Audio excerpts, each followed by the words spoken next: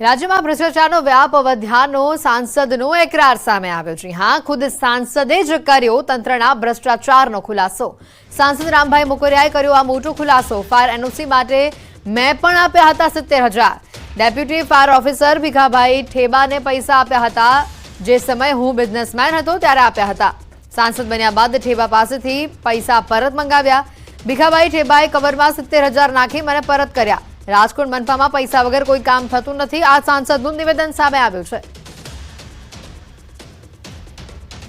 તેના સમગ્ર ઘટના જે રીતની સામે આવી રહી છે, ન્યૂઝ 18 પણ આ મુદ્દે સવાલ કરી રહ્યું છે, કારણ કે જે રીતનું આ એકરાર આવ્યો છે સાંસદનો, ભ્રષ્ટાચારનો એકરાર તેઓએ કર્યો છે। એક રાજનેતાના સ્વીકારથી ઘણા જ મોટા સવાલો આ સમગ્ર પ્રકરણમાં ઉભા થઈ રહ્યા છે।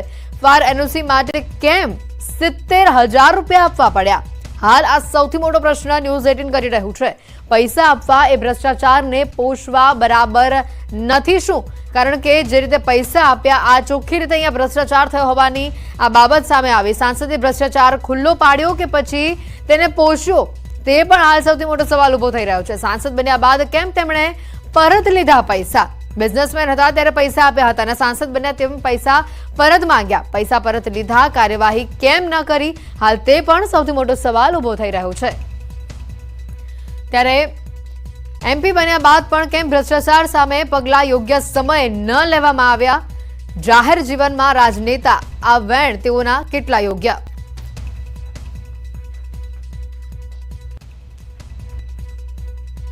સાથે જ આપણે બતાવી દઈએ, આ ઘટનાક્રમને લઈને સાંસદ સાથે જ્યારે ન્યૂઝ 18 ગુજરાતીએ વાતચીત કરી ત્યારે તેઓએ શું જવાબ આપ્યા તે પણ સાંભળો। રામ મોકરિયા આપણી સાથે છે। રામભાઈ, તમે 70,000 રૂપિયા આપ્યા હતા એનઓસી માટે? એ તો જૂની વાત થઈ ગઈ ને બેન। હા, એટલે આપ્યા હતા ને, અમે તો એ જ પૂછી અત્યારે તમે તપાસ એ કરો બેન હા કે જે ગુનેગારો છે, જેના નામ આવ્યા છે અને 27-28 લાશો પડી છે, એ કોને પાપે પડીને કયો અધિકારી એમાં સંડોવાયેલ છે એની બેન તપાસ કરો। આ મારો મુદ્દો ડાયવર્ટ થાય છે અને આ લોકોને બચાવવાની વાત છે અને મને ખોટો બ્લેમ કરે છે। ક્યાં હું હાલે એ બધી દુનિયા આખી જાણે છે, તમારા પત્રકાર રાજકોટના જાણે, બધા જાણે છે। તમે ખાલી એટલી તપાસ કરો કે કોના તરફથી છે, કોની આની ભલામણ કરી છે, એની જે હાલત છે ને, એ પરિસ્થિતિ છે ને, એનું તમે ચેક કરો। જે અધિકારીમાં ભ્રષ્ટાચારી છે, જેને ગુનો કર્યો, જે કર્યું આટલા 4-4 વર્ષ સુધી ત્યાં ચાલતું હતું, કેમ કોઈને ખબર ન પડી? હવે એમાં તો મારે કઈ કહેવાનું નથી, ઘણું બધું કહેવાઈ ગયું છે। હું તો તમને એટલું જ કહું કે આની તપાસ કરો, ક્યાં ભ્રષ્ટાચાર છે, હું કર્યું। આપના મતે કોણ લાગે છે રામભાઈ? આટલી લાશો ઢળીને આવું બનાવ બન્યો ને, પ્રતિનિધિ છો ને, આપ લોક પ્રતિનિધિ છો રામભાઈ, અને આપ ખુલીને બોલી શકો છો, એટલા માટે અમે આપને પૂછી રહ્યા છે, કારણ કે બીજા લોકોને આવી રીતે ન ભોગ લેવાય એટલા માટે। રામ મોકરિયા આપણી સાથે છે। રામભાઈ, તમે 70,000 રૂપિયા આપ્યા હતા એનઓસી માટે? ન્યૂઝ 18 ના રિયાલિટી ટ્રેકમાં નર્મદા જિલ્લા તંત્રમાં પણ ફાયર સેફટીને લઈને ઘોર બેદરકારી સામે આવે છે। નર્મદા જિલ્લામાં સેવા સદન, પંચાયત ભવન સહિતના તાલુકા મથકો ફાયર સેફટી વિહોણા છે। કાયદાનું પાલન કરાવનાર જ કલેક્ટર કચેરીમાં પણ શોભાના ગાંઠિયા સમાન ફાયર સેફટીના સિલિન્ડરો જોવા મળી રહ્યા છે, તે એક્સપાયરી ડેટ વાળા લગાવેલા છે। આ ઉપરાંત જો કોઈ દુર્ઘટના અહીંયા સર્જાય છે તો આ કચેરીમાં પાણીની પાઇપલાઇનની પણ કોઈ જ સુવિધા નથી।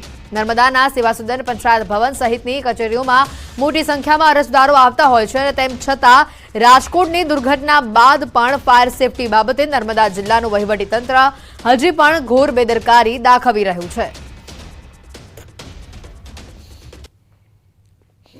ગુજરાતના રાજકોટમાં જે અગ્નિકાંડ બન્યો, અગ્નિકાંડ બન્યા બાદ 30 લોકોના મોત થયા, ત્યારે તંત્ર જાગ્યું અને ગુજરાતના તમામ જે જિલ્લા અધિકારીઓ છે, અધિકારીઓ દ્વારા ગેમ ઝોનોથી માંડી, અધિકારી ઓફિસો માંડી અને જે હોટલો છે, મોલો છે, જેને ચકાસણી કરવામાં આવી રહી છે। પરંતુ નર્મદા જિલ્લાની વાત કરીએ તો નર્મદા જિલ્લાની આ મુખ્ય જિલ્લા સેવા સદન ઓફિસ છે, અહીં આગળ ફાયર સેફટીનો અભાવ દેખાઈ રહ્યો છે, કારણ કે નથી કોઈ પાઇપલાઇન કે નથી કશું કરવામાં આવ્યું, નથી કશું મૂકવામાં આવ્યું। ફાયર સેફટી માટે માત્ર જે સિલિન્ડર મૂકવામાં આવ્યો છે, એ સિલિન્ડર પણ એક્સપાયર થઈ ચૂક્યો છે। તમને હું ખાસ બતાવવા માગીશ કે જે આ સિલિન્ડર છે, આ સિલિન્ડરની તારીખ તમને ડેટ બતાવવા માંગીશ કે 23/1/2023ના રોજ જ આ સિલિન્ડરની ડેટ છે એ ઓવર થઈ ચૂકી છે અને એક્સપાયર થઈ ચૂકી છે। એટલે કહી શકાય કે જે લગભગ જિલ્લા સેવા સદન ખાતે હજારો લોકો પોતાના કામ અર્થે આવતા હોય છે અને આ કામ અર્થે આવતા જે લોકોનો જે જીવ પણ જોખમમાં મુકાઈ શકે છે. જે સરકારી બાબુઓ છે અન્ય જગ્યાએ ચકાસણી તો કરે છે, પરંતુ પોતાની જ ઓફિસોમાં ફાયર સેફ્ટીનો અભાવ દેખાઈ રહ્યો છે. તો શું આ જે સરકારી બાબુઓ છે જે કોઈક જે ફરી રાજકોટ જેવી અગ્નિકાંડ બને એની રાહ જોઈ રહ્યા છે? કારણ કે જિલ્લા પંચાયતથી માંડીને તાલુકા પંચાયત અને જિલ્લા સેવા સદન જ્યાં કલેક્ટર જિલ્લા વડા બેસતા હોય ત્યાં જિલ્લા જે ફાયર સેફ્ટીનો અભાવ જોવા મળ્યો છે. એટલે કહી શકાય કે જે ન્યૂઝ 18 ગુજરાતીના ખાસ જે વાતચીતમાં અમે જિલ્લા કલેક્ટર નાયબ કલેક્ટર પાસે મળ્યા ત્યારે તેઓએ પણ એક પૂરતો જવાબ મળ્યો કે જે ફાયર સેફ્ટીના જે અધિકારી વર્ગ હોય છે એ સુરત લાગે છે, સુરતનો સંપર્ક કરવો. એટલે અહીં આગળ જે અધિકારીઓ છે તે પણ મૌન છે, કારણ કે જે ફાયર સેફ્ટીનો અભાવ છે સરકારી બાબુઓ અન્ય જગ્યાએ ચકાસણી તો કરે છે, પરંતુ પોતાની જ ઓફિસોમાં આજે ફાયર સેફ્ટી ન રાખાતા આજે કોઈ નવો મોટો અગ્નિકાંડ બને એની રાહ જોવાઈ રહી છે. દીપક પટેલ, ન્યૂઝ 18 ગુજરાતી, નર્મદા. રાજકોટની ઘટના બાદ સુરતમાં ઘોડા છૂટી ગયા બાદ તબેલાને તાળા મારવા જેવો ઘાટ સર્જાયો છે. સુરત મહાનગરપાલિકા દ્વારા એક જ દિવસે શાળા, કોલેજ, હોસ્પિટલ, રેસ્ટોરન્ટ, સિનેમાઘર સહિત 109 મિલકતોને સીલ મારવામાં આવ્યા છે. Rander zone, Athwa zone, Katargam zone, Udhna અને બી ઝોન સહિત વરાછા ઝોનમાં આવેલા mall, shopping centre, textile market, commercial complex જેવી મિલકતોને સીલ મરાયા છે. મહત્વનું છે કે આ દરેક મિલકતો પાસે ફાયર સેફ્ટી અને બીઓસીના પુરાવા અંગે કાર્યવાહી હાથ ધરાઈ હતી. જો કે ફાયર સેફ્ટી અને બીઓસીના પુરાવા ન હોવાથી આ મિલકતોને તાત્કાલિક સીલ કરાયા છે.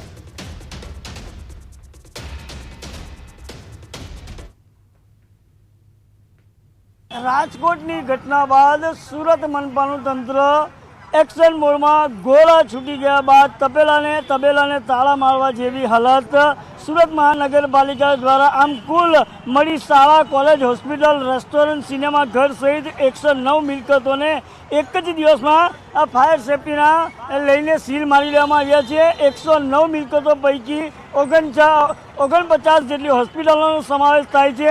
ખાસ કરીને સુરત શહેરના સગ્રામપુરા વિસ્તારની અંદર આવેલા કેપી સંઘવી હોસ્પિટલને પણ હાલ બીયુસી ના હોવાના કારણસર હાલ સીલ કરવામાં આવ્યું છે. ખાસ કરીને હોસ્પિટલની વાત કરીએ તો કેન્સરની હોસ્પિટલ છે, જે કેન્સરની હોસ્પિટલમાં અંદર ઇન્ડોર પેશન્ટ જે છે ઇન્ડોર પેશન્ટને ડિસ્ચાર્જ આપ્યા બાદ સમગ્ર હોસ્પિટલને બીયુસીને ધ્યાનમાં લઈને સીલ કરી લેવામાં આવશે. પણ હાલ હોસ્પિટલની અંદર કોઈ પણ નવા પેશન્ટને એડમિશન આપવામાં નહીં આવે એવું ચોક્કસપણે ફાયર વિભાગ દ્વારા પણ જાણવા મળી રહ્યું છે. અને સુરત મહાનગરપાલિકાના રાંદેર ઝોનના વિસ્તારની વાત કરીએ તો restaurant, banquet hall, car workshop જેવા તમામ વિસ્તારોને હાલ સીલ કરી લેવામાં આવ્યા છે. ક્યાંક ફાયર સેફ્ટીનો અભાવ તો ક્યાંક બીયુના અભાવને ધ્યાનમાં લઈને મહાનગરપાલિકાના ફાયર વિભાગ અને તંત્રએ હાલ મિલકતો 109 જેટલી સીલ કરવામાં આવી છે. કેમેરામેન ભરત બ્રહ્મભટ્ટ સાથે કેતન પટેલ, ન્યૂઝ 18 ગુજરાતી, સુરત. તો કેરળમાં ચોમાસાની દસ્તક સામે આવી છે. ગુજરાતમાં પણ તેની અસર જોવા મળી છે. ગુજરાતના દરિયાકાંઠે તેજ પવન ફૂંકાવાનું શરૂ થયું છે. સુરતના દરિયાકાંઠે ભારે પવન ફૂંકાવાની શરૂઆત થઈ છે. દરિયામાં ઊંચા મોજા પણ ઉછળી રહ્યા છે.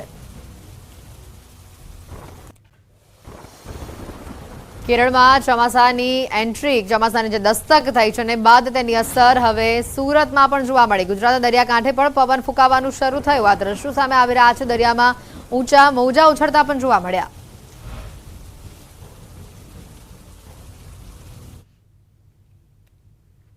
અને આજ મુદ્દે વધુ માહિતી મેળવીશું. સંવાદદાતા કેતન અમારી સાથે સીધા અહીંયા જોડાઈ ચૂક્યા છે. કેતન, જે રીતે ગુજરાતના દરિયાકાંઠા પર પણ હવે અસર જોવા મળી રહી છે, ચોમાસું નજીક છે, વધુ માહિતી શું અને હાલ શું પરિસ્થિતિ?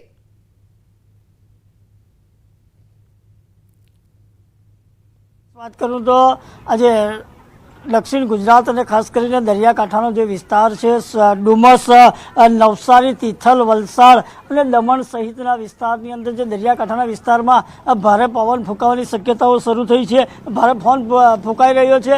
તો બીજી તરફ ખાસ કરીને જે ભેજવાળા વાતાવરણને 40 કિલોમીટર ઝડપે પવન ફૂંકાઈ રહ્યો છે, અંદાજિત એ પ્રમાણે હવામાન ખાતે આગાહી કરી હતી. અને ચોમાસું જેમ નજીક આવી રહ્યું છે તેમ દરિયાકાંઠે પવન પણ વધારે ફૂંકાઈ રહ્યો છે અને ખાસ કરીને હાલ વેકેશનનો પણ માહોલ હોય અને ડુમસના દરિયાકાંઠે સહેલાણીઓ પણ ઉમટી રહ્યા છે.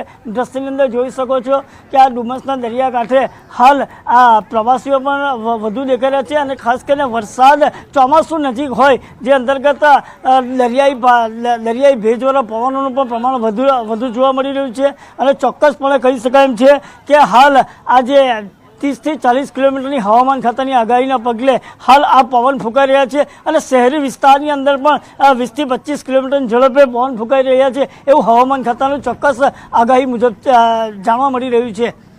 બિલકુલ કેતન, ચોક્કસથી કહી શકાય કે હવામાન વિભાગ દ્વારા પણ જે રીતે આગાહી કરવામાં આવી છે 15 જૂનની આસપાસ ગુજરાતમાં ચોમાસું વિધિવત રીતે દસ્તક દઈ દેશે, એની અસર જે અત્યારે જોવા મળી રહી છે. ખાસ કરીને સુરતમાં ગરમીનો પારો અત્યારે ક્યાં પહોંચ્યો છે અને જો વરસાદના દિવસો નજીક છે તો તંત્ર તરફથી આગોતરું કોઈ આયોજન કરવામાં આવ્યું છે? જે ચોક્કસ વાત કરું તો હાલ જે આજે સુરતની અંદર ગરમીનો પારો 35 થી 37 ડિગ્રી જેવું તાપમાન બતાવી રહ્યું છે અને ખાસ કરીને આ જે વહીવટી તંત્ર છે એના દ્વારા એની પર પ્રી મોન્સૂનની પણ કામગીરીઓ હાલ ચાલી રહી છે. સુરત શહેરમાં મનપાનું તંત્ર પણ સફળ જાગી અને પ્રી મોન્સૂનની કામગીરીઓ પણ કરી રહ્યા છે અને ખાસ કરીને આ જે ચોમાસું નજીક છે જે અંતર્ગત પવનની ઝડપ પણ વધી રહી છે અને ભેજવાળું વાતાવરણ પણ હાલ દેખાઈ રહ્યું છે, વાદળછાયું વાતાવરણ પણ જોવા મળી રહ્યું છે. કેતન, આભાર માહિતી બદલ.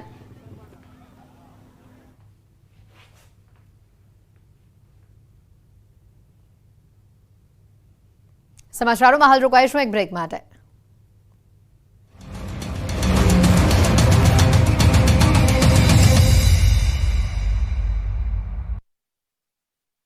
अपने आ बाजू गोंडलમાં આરોપી રાહુલ રાઠોડના ઘરે પોલીસે તપાસ કરી. પોલીસની ટીમ રાહુલ રાઠોડના ઘરે પહોંચી આરોપી રાહુલને સાથે રાખી ઘરે તપાસ કરવામાં આવી રહી છે. આ બાજુ રાજકોટ ટાઉન પ્લાનિંગ બાદ ફાયર વિભાગમાં અધિકારીની પૂછપરછ થઈ. ફાયર ઓફિસર બીજે ઠેબાની પૂછપરછ કરવામાં આવી. આ કાંડને લઈને રાજકોટ કોંગ્રેસનું વિરોધ પ્રદર્શન. ગાયત્રી બા ધ્રુસકે ને ધ્રુસકે રડ્યા.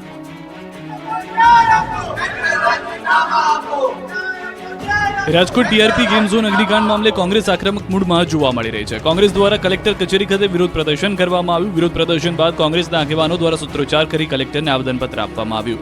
સાથે જ આરોપીઓ સામે સખત કાર્યવાહીની માંગ પણ કરવામાં આવી. આ સમયે હૈયું કંપાવી દેતી ઘટનાને લઈને કોંગ્રેસ નેતા ગાયત્રીબા ભાવુક થયા હતા અને ધ્રુસકે ચોથા રાસુએ રડી પડ્યા હતા. રડતા રડતા ગાયત્રીબા વાઘેલાએ કહ્યું કે આવી ઘટના ક્યારેય ન બને. માસૂમોના મૃત્યુ થયા તો તટસ્થ તપાસ કેમ નહીં. સુરતના પુણા વિસ્તારમાં ખાનગી શાળા સીલ મરાતા વિરોધ.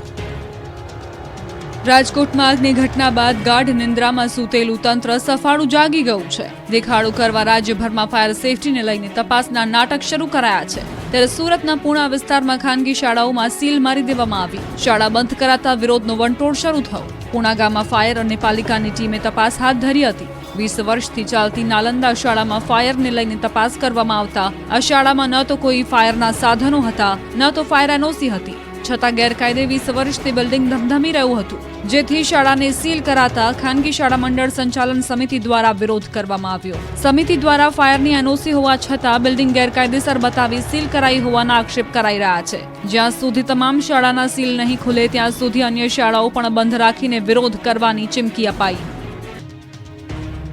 ગુજરાતીઓને ગરમીથી રાહત મળી છે. હવે ગુજરાતીઓ ગરમી માટે નહીં, આંધી, વંટોળ અને વરસાદ માટે થઈ જજો તૈયાર. ગુજરાતમાં ચોમાસાનું કાઉન્ટડાઉન શરૂ થઈ ગયું છે. પ્રી મોન્સૂન એક્ટિવિટી શરૂ થઈ ગઈ છે. એટલે ગુજરાતમાં 2-3 દિવસથી ગરમીથી રાહત મળી રહી છે અને પવનની દિશા પણ બદલાઈ ગઈ છે. હવે ગુજરાતમાં 3 દિવસ સુધી આંધી વંટોળ જોવા મળશે. 3 દિવસ સુધી 4 જિલ્લામાં ભારે પવન ફૂંકાશે. ગુજરાતના 4 જિલ્લામાં આંધી વંટોળની આગાહી હવામાન વિભાગે કરી છે. હવામાન વિભાગના કહેવા પ્રમાણે કચ્છ, બનાસકાંઠા, પાટણ, સુરેન્દ્રનગરમાં આંધી વંટોળને કારણે વિઝિબિલિટી ઘટી શકે છે. સમગ્ર ગુજરાતમાં 3 દિવસ સુધી તેજ પવન ફૂંકાઈ શકે. પવનની ગતિ પ્રતિ કલાક 25 થી 30 કિલોમીટરની હોઈ શકે, જે દરિયામાં તેજ પવન પણ ફૂંકાઈ શકે. 4 દિવસ સુધી માછીમારોને દરિયો ન ખેડવા તાકીદ. દરિયામાં પવનની ગતિ 65 કિલોમીટરની ઝડપ સુધી થઈ શકે. આ કારણે ગુજરાતમાં ગરમી ઘટી શકે છે. બુધવારે અમદાવાદમાં 44.1 ડિગ્રી તાપમાન નોંધાયું. 24 કલાકમાં 43 ડિગ્રી તાપમાન રહી શકે. ગાંધીનગરમાં 43.3 ડિગ્રી તાપમાન નોંધાયું. 24 કલાકમાં 43 ડિગ્રી તાપમાન રહી શકે. ગેમ ઝોનમાં લાગેલી આગ દુર્ઘટનામાં એક બાદ એક આરોપીની ધરપકડ થઈ રહી છે. ત્યારે હવે મોટા મગરમચ્છનો વારો છે. હવે ઘટનામાં આઈપીએસ આઈએસની પૂછપરછ કરવામાં આવશે. આ નિર્ણય ગાંધીનગર ખાતે એસઆઈટીના સભ્યો સાથે ગૃહ રાજ્યમંત્રીની સમીક્ષા બેઠકમાં થયો છે. બધા આઈએએસ અને આઈપીએસ અધિકારીને બોલાવીને પૂછપરછ માટેની સૂચના ગૃહમંત્રીએ આપી છે. કોઈ પણ હોય તે તમામની પૂછપરછ કરવામાં આવશે. 1-2 દિવસમાં જ તમામ અધિકારીઓને બોલાવવામાં આવશે અને ઇન્ટ્રોગેશન કરવામાં આવશે. બેઠક બાદ મીડિયા સાથે વાત કરતા એસઆઈટીના વડા સુભાષ ત્રિવેદીએ જણાવ્યું કે આ ઘટનામાં લોકોના જીવ ગયા છે. તેમને ન્યાય આપવા માટે જે એસઆઈટીની રચના કરી છે તેની તપાસનું રિવ્યૂ કરવામાં આવી રહ્યું છે.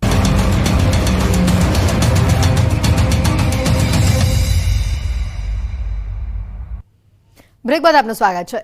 રાજકોટ ઘટનાના પગલે સુરત ગ્રામ્ય પોલીસ અને બારડોલી ફાયર વિભાગ એક્શન મોડમાં આવ્યું છે. બારડોલીના 3 ગેમ ઝોનના સંચાલકો સામે ગુનો દાખલ કરાયો છે. હાલ બારડોલી મામલતદાર દ્વારા 5 જેટલી ટીમો બનાવવામાં આવી છે.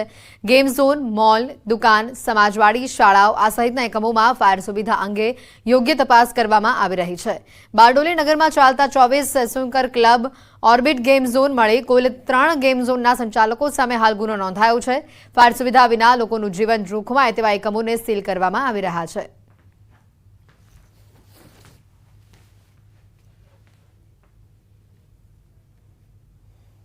Showroom, shopping mall, coaching institute, tuition class, શાળા, કોલેજો, હોસ્પિટલો, સમાજવાડી, પેટ્રોલ પંપ, સિનેમાગૃહો અને મનોરંજનના સ્થળો ઉપર તપાસ કરી અને વિગતો મેળવવા 5 ટીમની રચના કરવામાં આવેલ છે.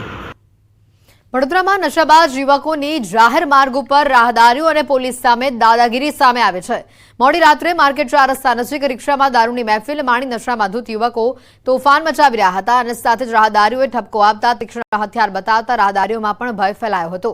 ભારે હોબાળો થતા પોલીસે ઘટના સ્થળે પહોંચી નશાબાજોની અટકાયત કરી હતી. પોલીસે નશાબાજોની અટકાયત કરી. આ ઘટનાના દ્રશ્યો પણ સામે આવ્યા. જોઈ શકાય છે નશામાં ધૂત લોકો રિક્ષામાં મહેફિલ માણી રહ્યા હતા. નશાબાજ યુવકોની પોલીસ સામે દાદાગીરી અને રાહદારીઓને પણ તેઓ તીક્ષ્ણ હથિયાર બતાવતા નજરે પડ્યા હતા.